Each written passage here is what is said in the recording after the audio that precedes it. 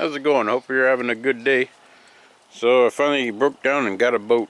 I still got my kayak, and I like it a lot, but it's winter time, and I was trying to maybe get a early start on fishing again, but it's so cold out, and it's definitely too cold for the kayak being in the water. And so I was looking at options and things, and I was pricing and used boats in the winter time. About this time of year, this is the end of November, which is the perfect time people start dropping the price on things. So you can pick up used boats pretty inexpensively now. Now it's going to be old, but it starts getting into the price of the kayak stuff. You know, they're kind of wanting top dollar on a lot of the kayak, you know, the used stuff.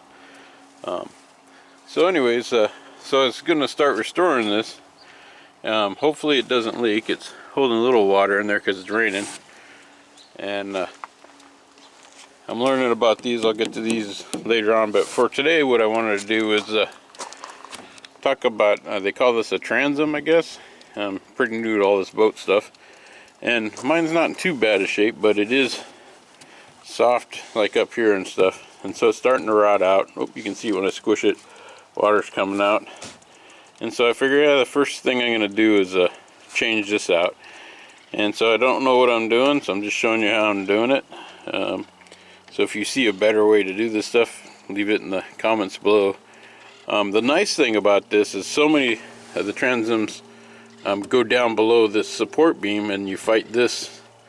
And this one is like the smallest one I've seen. I don't know if it looks original, but it's nice. It's only about 6 inches from here to here, which is unusual. Usually, like I said, they're way down there.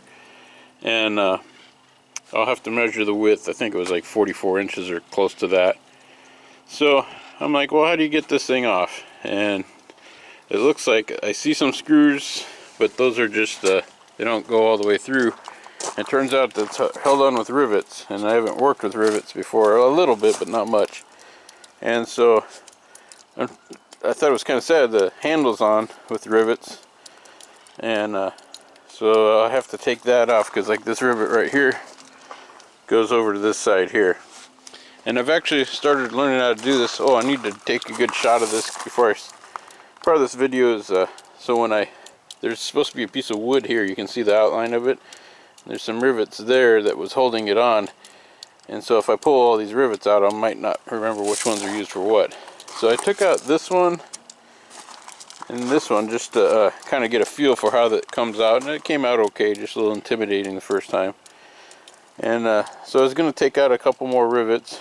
Maybe this one I don't think I have to do, because it should be, yeah, that's holding this piece, and I don't have to mess with that. Let me swing around. I guess I could do a handle. Here's one that's pretty easy.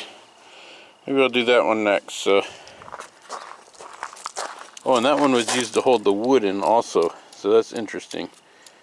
But I'll take out these two next, and I'll show you how I do that.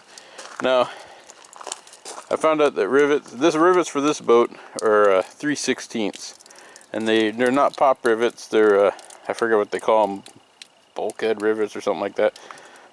You basically put the rivet in through there and put a piece of metal on this, hit this side with like a hammer, or everybody uses a pneumatic hammer, and it mushrooms out the other side. And they're really good rivets. They're just kind of intimidating, because you know, people are used to pop rivets, which you can use pop rivets, but you have to get what they call a sealed pop rivet. That means the other end of it doesn't have a hole in it, so it doesn't leak. I haven't decided how I'm going to put the rivets back, but I'll just show you how I take these out. And on these ones, I just took a 3/16 drill bit, which is the size of the rivet shaft, and I started drilling out there, but it'd always be off center, and I'd kind of angle the drill to get it back to the center. And then we just punch it out with a punch, and I'll show you that in a minute. But I'm actually going to try on these guys. I'm going to try with a small 1/16 drill bit, see if that's worth trying to get it in the center or not. We'll see how that works out. Let me get set up. Okay, hopefully that's not too bright on you. I kind of get it off to the side a little bit so you can watch me do this. And this is going to be a 1/16 on a 3/16 rivet.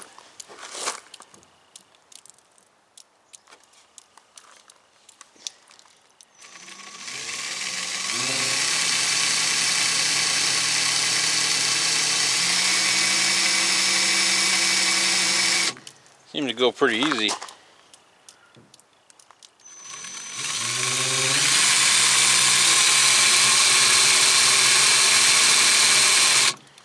Should be wearing safety glasses or something when you do this.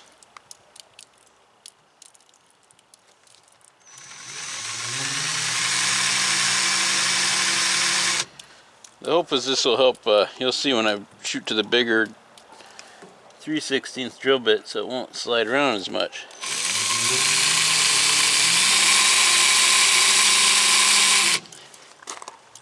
So let me change drill bits out.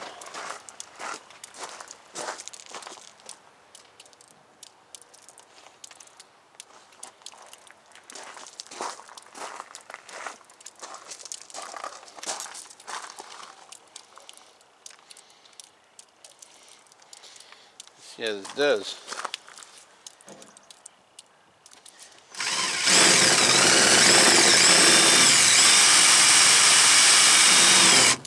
So you just go till the rivet head comes off. Careful, these might be hot.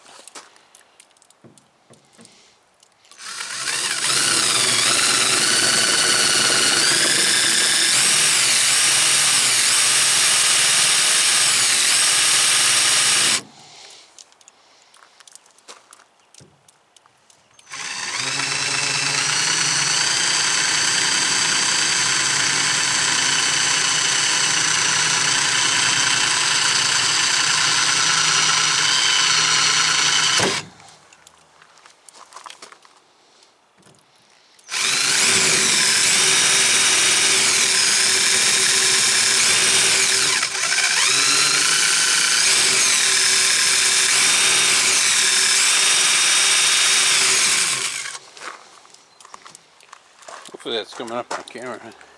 Yeah, I think you can see that.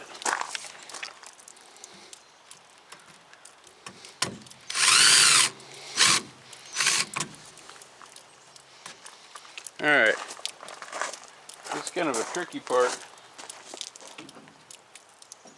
I usually use a punch, and I got a problem because hopefully these will tap out, because if I tap on them and they don't come out,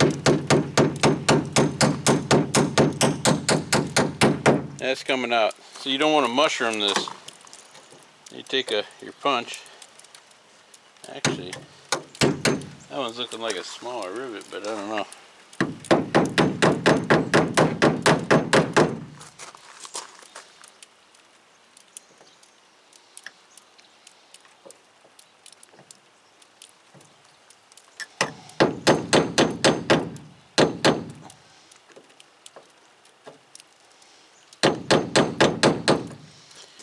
What I'm going to do is drill that out just a little bit so it's in there some.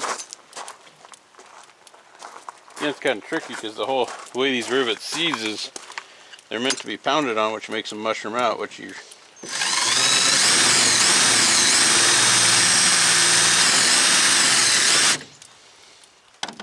starting to rain.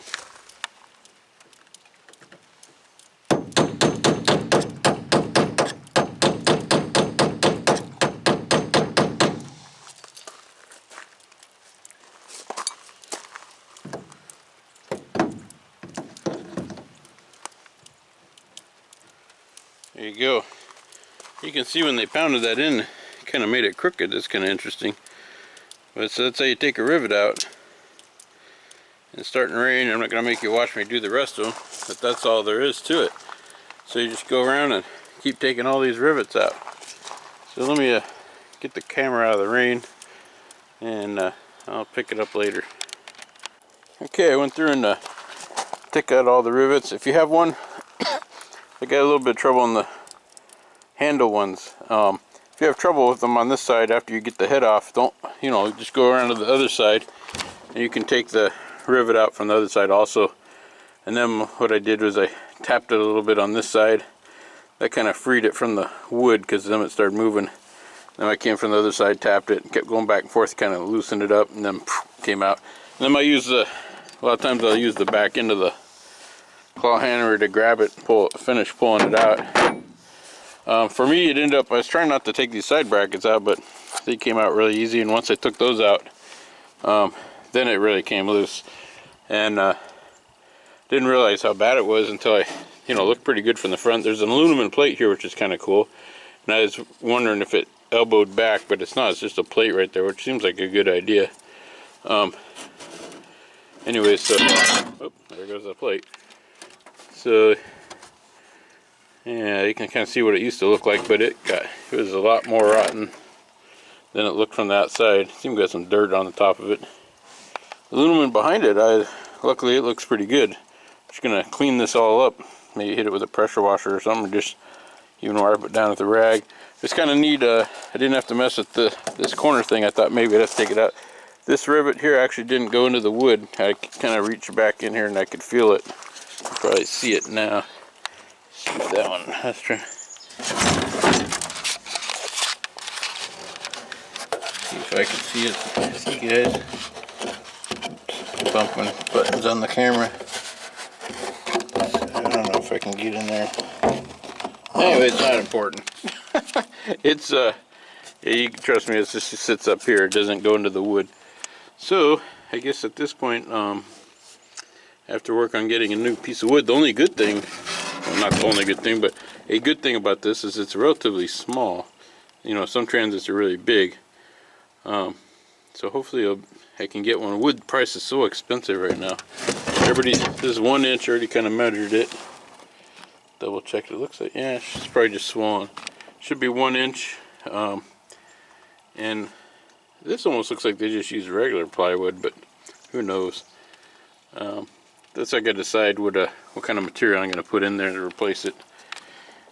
So, anyways, that's the progress I made. Sorry.